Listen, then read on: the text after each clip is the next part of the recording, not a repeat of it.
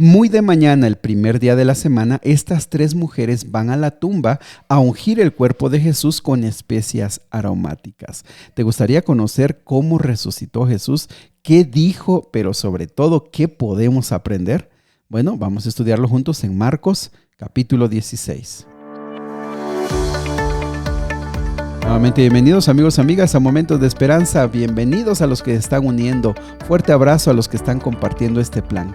Solamente decirles que nuestra única meta es motivarte, animarte para que tú personalmente leas tu Biblia y este audio sea solamente una ayudita extra, ¿verdad? Pero sobre todo que te sientas parte de esta gran comunidad que está unida a través de Facebook, de YouTube, a través también de Spotify y también a través de los audios que llegan a WhatsApp. ¿Vale? Bueno, vamos al capítulo de hoy. Capítulo de hoy muy interesante. Tiene datos muy interesantes. Y el primero es, versículo número 1, es que estas tres mujeres, María Magdalena, María la madre de Jacobo y Salomé, fueron las primeras en ir a buscar el cuerpo de Jesús muy de mañana, pasado el sábado, el domingo, probablemente 5:30 de la mañana. Algunos consideran que desde las 5 ya empezaba a salir el sol, así que para las 5:30, a las 6 ya había sol. Y entonces ellas van primero y ojo con esto, ellas van con la seguridad de que Jesús lo van a encontrar muerto y ellas van pensando, ¿quién va a quitar la piedra? ¿Por qué? Porque a ellas y a los discípulos se les había dificultado escuchar. Jesús había repetido varias veces, iba a morir, iba a resucitar, pero ellas no lo habían escuchado. Y es que, mis amigos, ese es un mal del ser humano. Nos cuesta escuchar, nos cuesta comprender.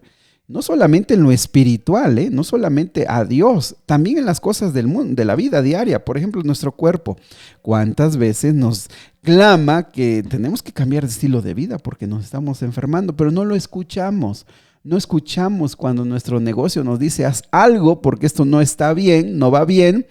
Se nos complica. También a ellas en lo espiritual no escucharon el mensaje, voy a resucitar. Pero cuando llegan al sepulcro, se encuentran a un joven ahí en el sepulcro sentado y pues se espantaron. Los otros evangelios dicen que era un ángel y les dice, ¿a quién buscan? No se asusten, ¿a quién buscan? A Jesús Nazareno, el que fue crucificado, ha resucitado. Y fíjense, mis amigos, Jesús no necesitaba que quitaran la piedra, él podía pasar entre la piedra. Eso lo vimos, lo vamos a ver en otros evangelios.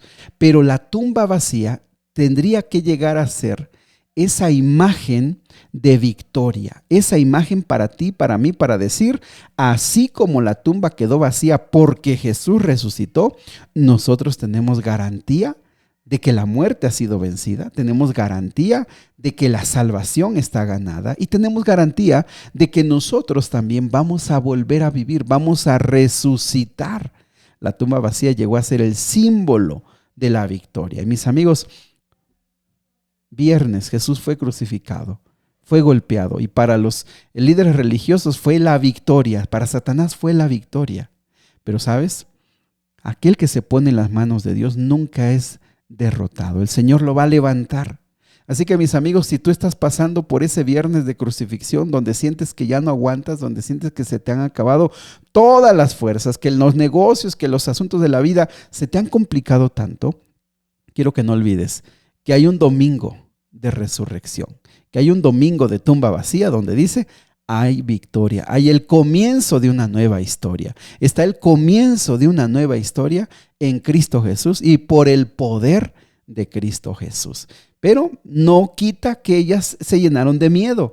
Varias veces se les dijo, no se asusten. Ellas fueron pues con mucho temor y espanto y no hablaban con los que se encontraban porque se les dijo, vayan a ver a los discípulos, especialmente a Pedro. Vean cómo Jesús tiene la delicadeza de decirle, también dígale a Pedro, porque Pedro lo había negado y él era especial que Jesús se acordara de Pedro para volverlo a redimir. Vean qué detalle tiene Jesús. Algo muy interesante que seguramente no sabías es que en los manuscritos más antiguos, Marcos termina aquí en el versículo número 8. Sin embargo, pues versiones o traducciones o o hay evidencias posteriores donde está del versículo 9 al versículo número 20. Seguramente si estás leyendo la Reina Valera 1960 vas a encontrar del versículo 9 al versículo 20. Hay traducciones modernas donde hay asteriscos donde dicen esto no está en lo más antiguo. Algo muy importante es que teólogos o escritores antiguos usaron del versículo 9 al versículo número 20 y dieron evidencia de que sí en ese tiempo estaba allí. Así que podemos ver esta parte como inspirada, algo habrá pasado que quizá esta parte no fue incluida, alguna hoja la quitaron, no se sabe, pero tradicionalmente o históricamente se ha tomado como inspirada también. Bueno, ¿qué sucedió del versículo 20 en adelante? Bueno, primeramente se apareció a María Magdalena. Recuerda que María Magdalena había sido uno de los discípulos muy apegados que sirvieron por mucho tiempo y estuvo muy cerca de Jesús. Y ella fue de los que la que llevó también este mensaje, pero no creyeron. Seguían con miedo, seguían con dudas. Ahora hasta que finalmente, versículo 14, dice que se les aparece a los 11 que estaban sentados y les reprocha su incredulidad y dureza de corazón. Nuevamente les había dicho, pero ellos no habían entendido, no habían escuchado. Ojo con eso. Pero les da una orden, versículo 15, que también se parece a la que vimos en Mateo al final, en el último capítulo. Y les dijo, id por todo el mundo y predicad el evangelio a toda criatura. El que creyere y fuere bautizado será salvo, mas el que no creyere será condenado. Fíjense cómo ese grupo número uno de discípulos incrédulos, de discípulos temerosos, de discípulos que están tratando de entender lo que está pasando, se van a convertir en grandes hombres y mujeres de fe, que van a compartir el evangelio a todo el mundo. Y mis amigos, esa es una promesa para ti y para mí. Conoce Dios nuestra naturaleza, conoce el Señor nuestros miedos, nuestros fracasos, conoce muchas veces nuestra falta de fe, pero aún así nos puede convertir en verdaderos ejemplos vivientes de su poder y de su gracia. Al decirles ahora que van a predicar el evangelio, mis amigos, pues no es opcional, es una orden de compartir con otros lo que el Señor ha hecho en nuestras vidas. Pero algo muy interesante, el creer también va unido con ser bautizado.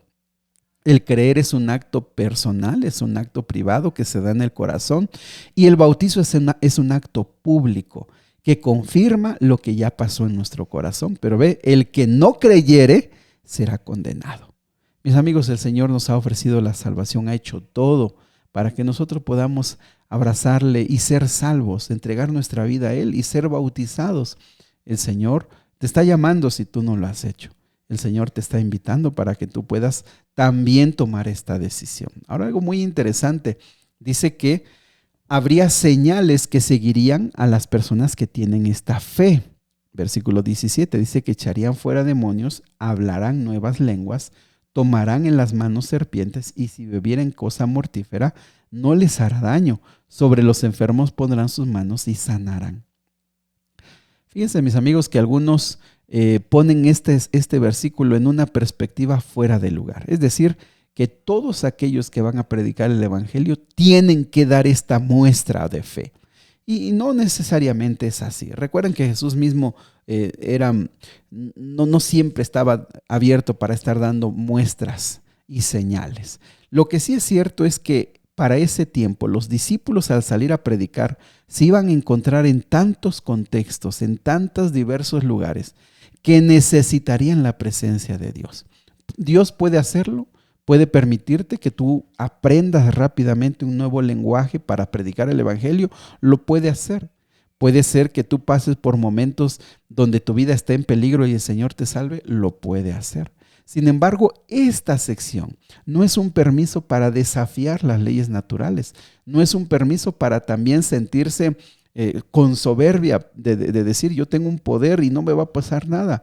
Simplemente es la promesa de que Dios cuidará, bendecirá a sus hijos que hablan en su nombre y que humildemente van a diferentes lugares para compartir la palabra de Dios sin soberbia, sin decir tengo este poder. Finalmente hay un versículo clave. Y el Señor después, versículo 19, y el Señor después de que les habló, fue recibido arriba en el cielo y se sentó a la diestra de Dios. Es un lugar que nos recuerda que el Señor Jesús intercede por nosotros, que el Señor Jesús ganó esta victoria por nosotros y que el Señor Jesús vendrá pronto por segunda vez por su pueblo. ¿Te das cuenta que un grupo de personas temerosas, incrédulas, se convirtieron en grandes hombres y mujeres? Eso puede pasar en nuestra vida también. Que seamos personas de fe con profundas convicciones. Querido Dios y Padre, quédate con nosotros hoy. Bendice nuestra vida. Si alguien necesita tomar la decisión de ser bautizado, que pueda hacerlo pronto. Si alguien tiene que renovar su compromiso con Dios, contigo, Padre, que lo haga pronto. De tal manera que podamos ser discípulos fervientes y fieles. Te lo pedimos en Jesús. Amén. Que Dios te bendiga. Sigue orando, sigue abriendo tu corazón a Dios. Ponle en sus manos tus problemas, tus preocupaciones y sale este día a trabajar con la bendición de Dios.